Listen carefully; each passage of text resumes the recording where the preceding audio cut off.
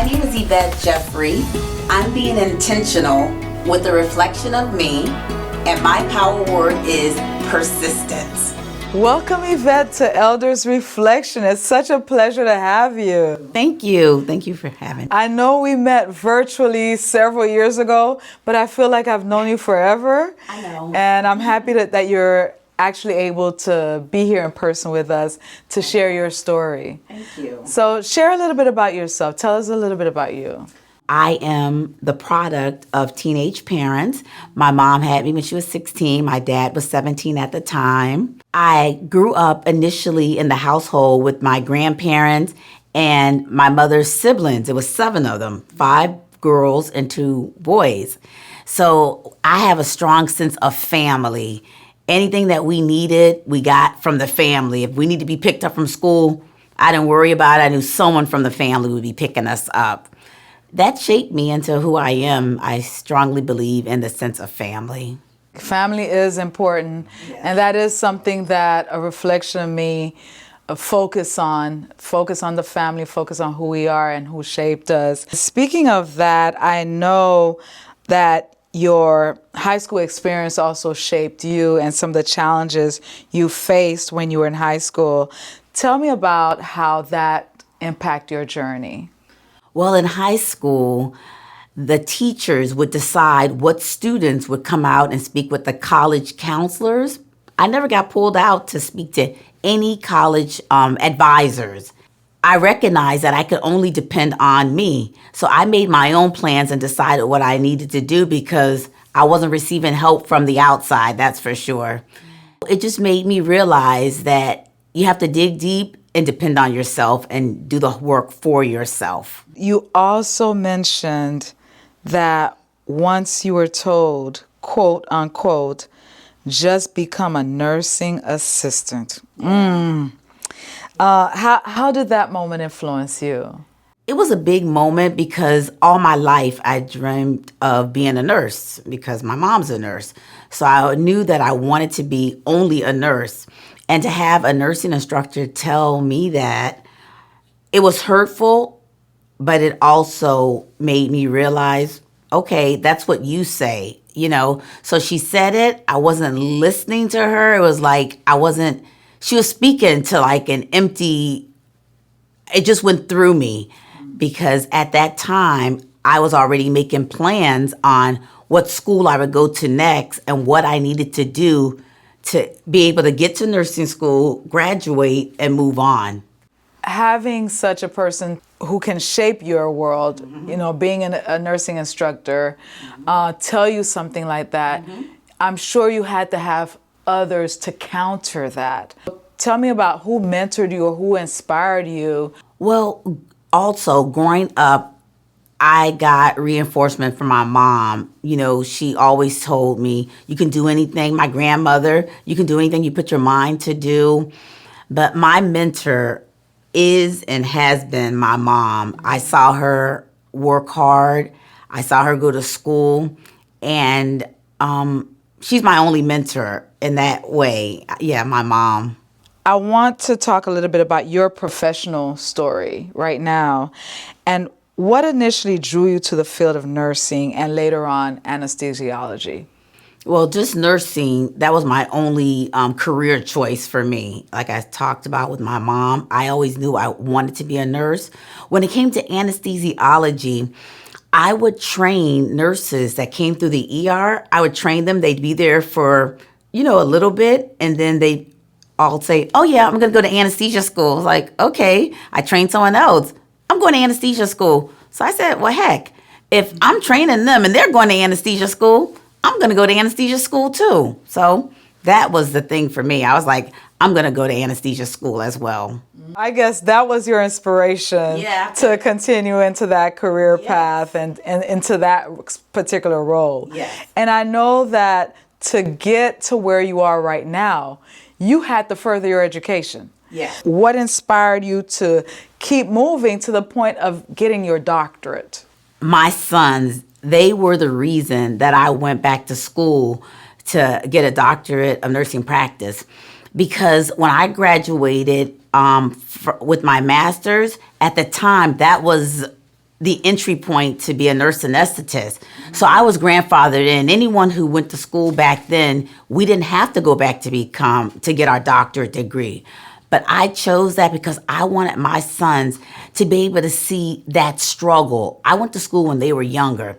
So they don't remember any of it. But I wanted them to see, mom coming home from work, having to go to school, and just that struggle.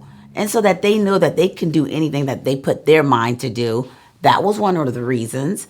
The second reason is I wanted to do it to really just make my mom proud of me. I wanted her to say, yeah, my baby, that's how she talks, my baby this or my baby that. I wanted her to be proud of me. And also for the naysayers, I did it just to say, yeah, I was able to do it. That was the driving force behind that. That's fantastic. I know that you also have an entrepreneur spirit. So tell me about what motivate you to also take that leap into the entrepreneurship world. The entrepreneur side, I never saw that. That sort of fell in my lap. Because when I got out of high school, I worked at a hospital. I was a secretary at the hospital. And then I went to nursing school, so I've only worked in the hospital setting. I never thought about being an entrepreneur. So I have a friend who owns a funeral home, and he told me about, being able to start this business. And I started doing the funeral funding company. That's the entrepreneur side of it. With that, it comes with a lot of hard work. And I had to learn to balance. Balance was a big deal because my son said to me, he's like, God, you're always at your desk. You're always doing that. And I was like, ooh, So I actually took some clients off of my table, if so to speak, just because I didn't want to be where mommy was always working. The same way your mother and grandmother were influencers in your life, yes, and you watched them and you wanted to emulate them, you're also playing a role in your children's life. Yeah. I know that you're very much into giving back to the community, yes, into community service. Tell me a little bit about that aspect and what drives you to do that. Well, the driving factor is knowing my purpose. I didn't know my purpose for many years. And I asked God, I said, I need to know my purpose. What's my purpose in life? And, it was revealed to me that the knowledge that He allowed me to get, that I need to use that knowledge to be a blessing to others. So giving back to the community, there's such a need in our community.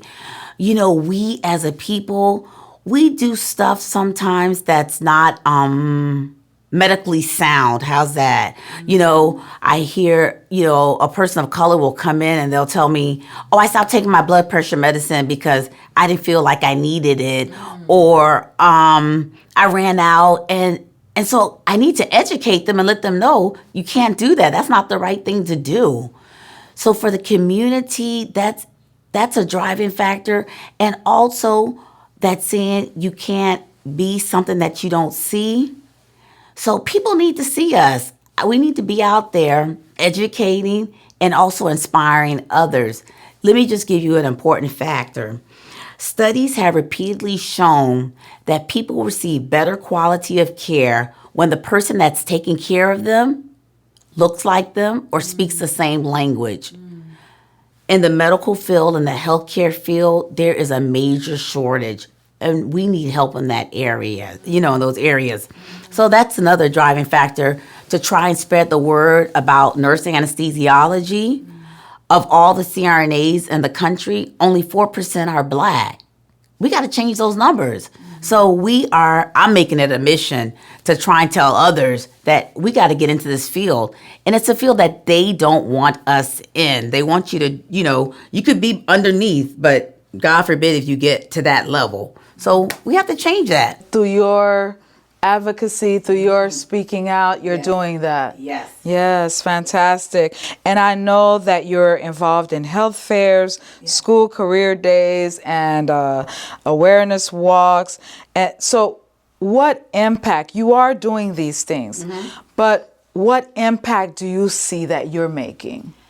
I'll tell you a story. At Barry University, they do a science camp for high schoolers.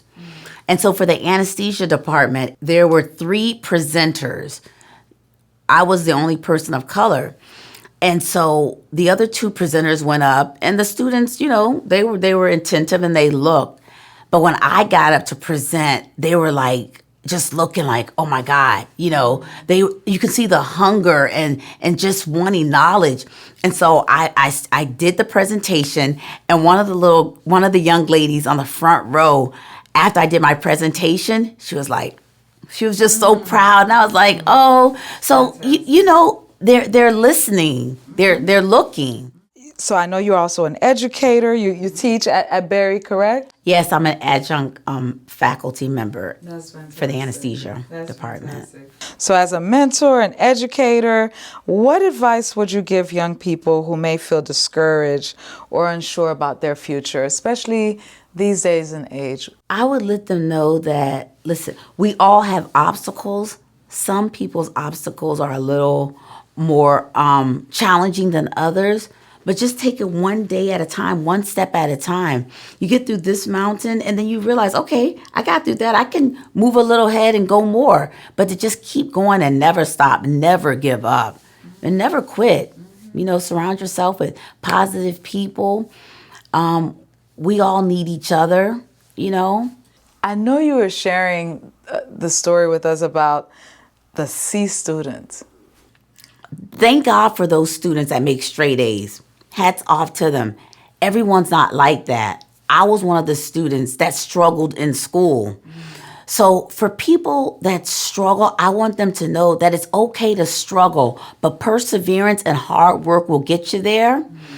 And my high school graduating class, the top 10%, I was not in that top 10%, but because of all my hard work and dedication, I can tell you that I probably made it a lot further than the people that are in the top 10%. Yeah. So yeah, for those that made C's like me, just keep going.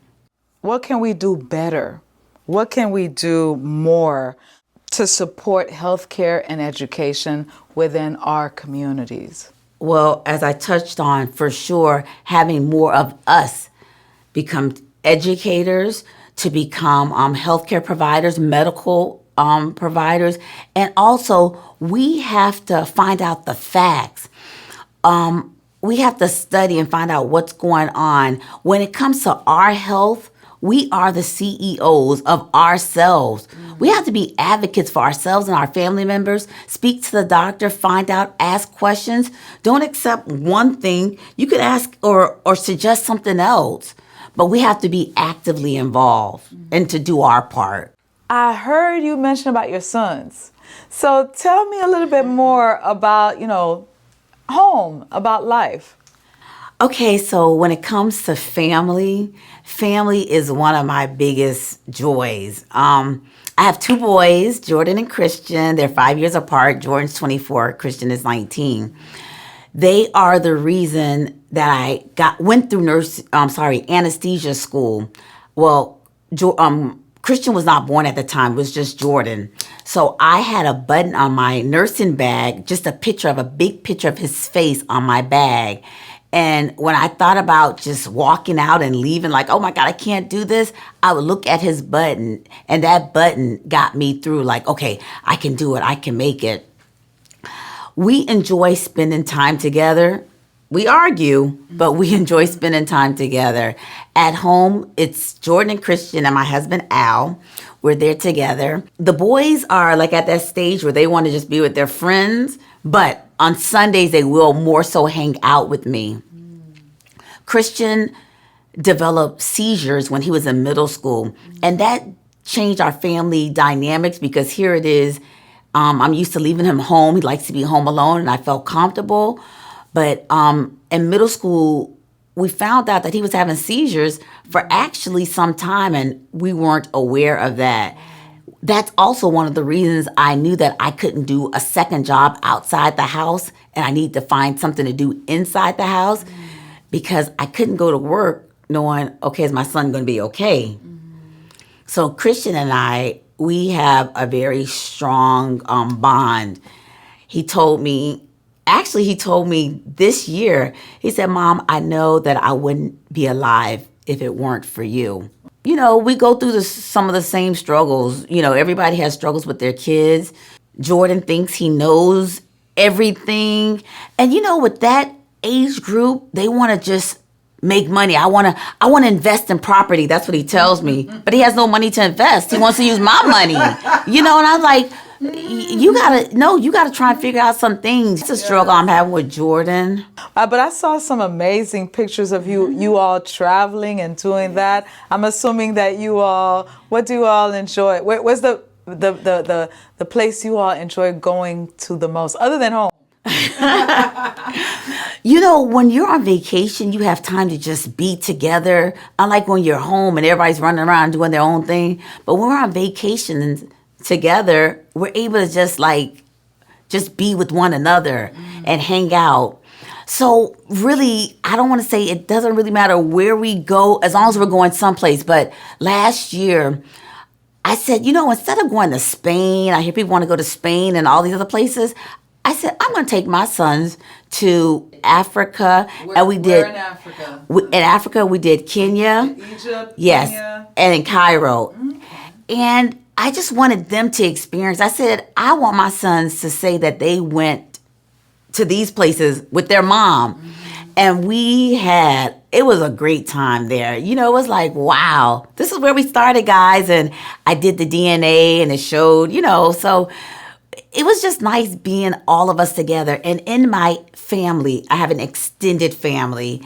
My brother has a daughter and he's not here, so I take her with us everywhere we go as well. I take some of their friends with us places, but it's just about exposure. So when other people can talk about some of the things they've done, my son's like, yeah, we've done that too. What would you consider to be the most valuable life lesson that you've learned? That it's not always going to be smooth sailing. There's a lot of bumps in the road, and life happens to all of us, whether it's dealing with health, financial, just anything. With all that stuff happening, we still have to keep going. If I could have stopped the world with some of the things that happened in my life, I would have, but I couldn't.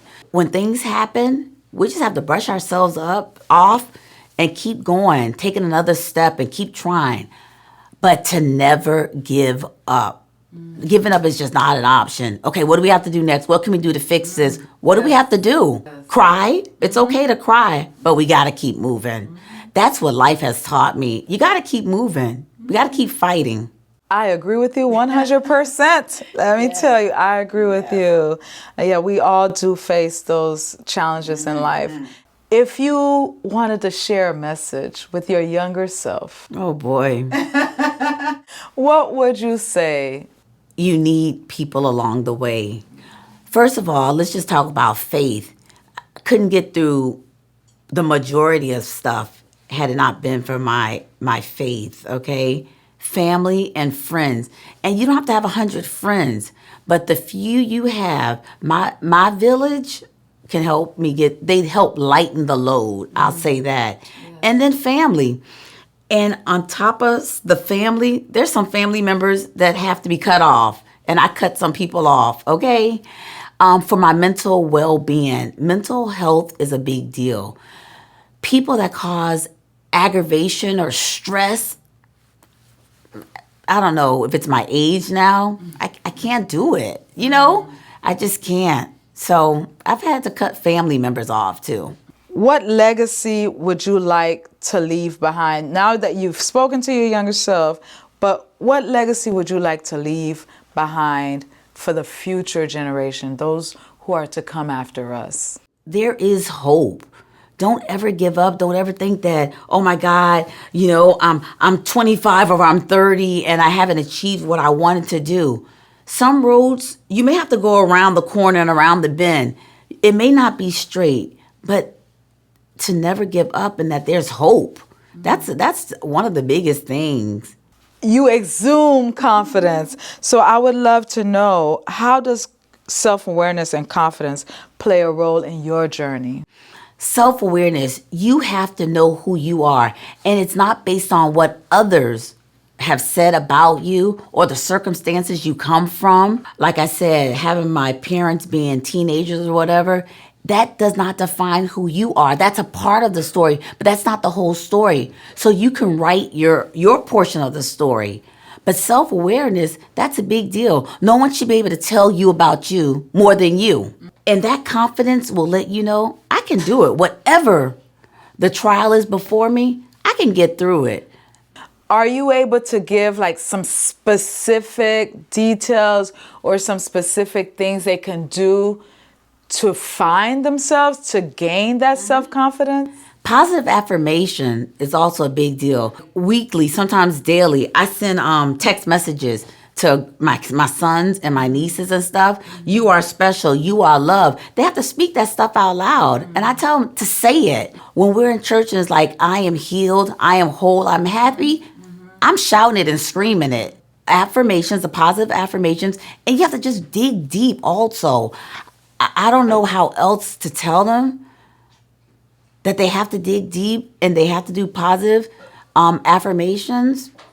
That would be the only thing I can really think of. I think that is a great advice, because when you speak positivity to yourself, even if you weren't feeling it at the moment, if you're continuously doing it, it becomes real. We also focus on the arts, expressions, and also we build community impact. A Reflection of Me believes in using art, storytelling to empower communities. How do you think storytelling, especially sharing experiences like yours, can inspire and uplift others? Well, the person can realize that they're not the only one, that they're not alone. So when they hear someone else's story, it's like, oh, wow, they have to deal with that. They overcame that. They did that. Oh, wow. It's just not just me. My dad wasn't the only dad that was in jail. I wasn't the only person that lived in an apartment, a 2-bedroom apartment. Hearing those stories can also help encourage them and give them strength and hope.